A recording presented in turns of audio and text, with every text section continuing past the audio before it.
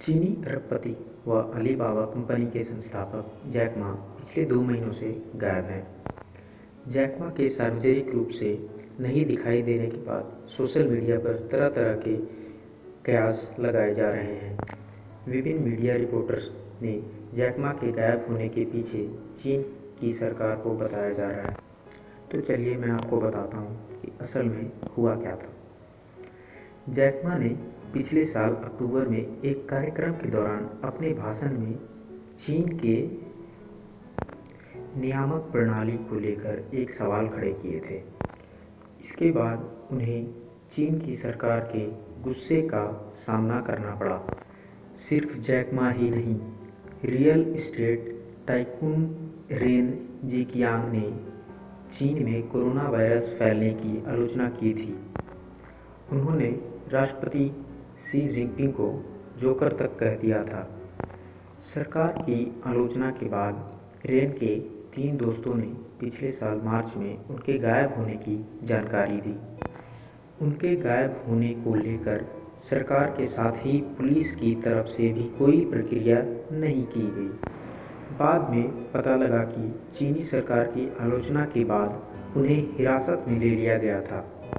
पिछले साल सितंबर में उन्हें भ्रष्टाचार के मामले में 18 साल की जेल की सज़ा सुनाई गई थी।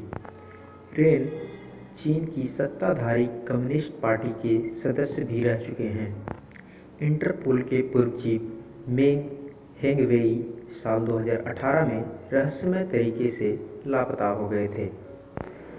उस समय वह फ्रांस के इंटरनेशनल पुलिस हेडक्वार्टर से चीन के दौरे पर आए थे। बाद में खबर आई कि उन्हें चीन में हिरासत में ले लिया गया है। इसके बाद उन्हें कम्युनिस्ट पार्टी से निष्कासित कर दिया गया।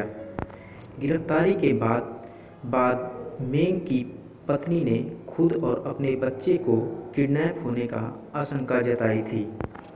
तब फ्रांस ने उन लोगों को राजनीतिक शरण दे दी थी।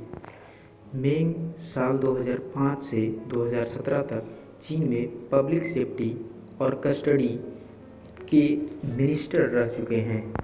पिछले साल जनवरी में भ्रष्टाचार के मामले में मेंग को 13 साल कैद की सज़ा सुनाई गई।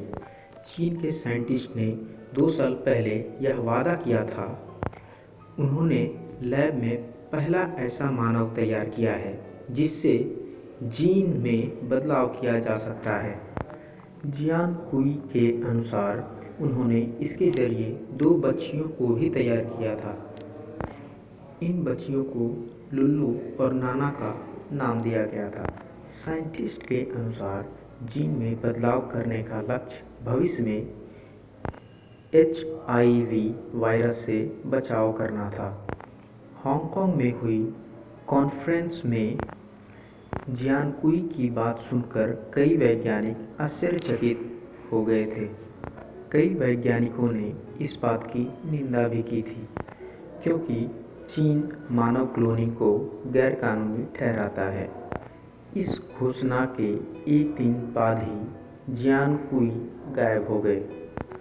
फोटोग्राफर ली जुआंग को चीन में लोगों की दुर्दशा को अपने फोटो के जरिए दिखाना महंगा पड़ गया था। लू जुआंग ने चीन के उस रूप को अपने कैमरे में कैद किया जिनसे दुनिया अनजान थी। उन्होंने अपनी तस्वीरों के जरिए नशे की लत शिकार होते नौजवान, HIV रोगियों की ज़िंदगी और पर्यावरण के विनाश की कहानियाँ को दिखाया था। उनकी खींची गई तस्वीरों को सरकार ने संवेदनशील मानते हुए उन्हें हिरासत में ले लिया था। ईसाई पादरी वांग ई को चीन में धार्मिक स्वतंत्रता का समर्थन एवं उसकी वकालत करने की वजह से हिरासत में ले लिया गया था और उन्हें इसके लिए कड़ी सजा के रूप में भी भुगतना पड़ा। Thanks for watching and don't forget to subscribe my channel.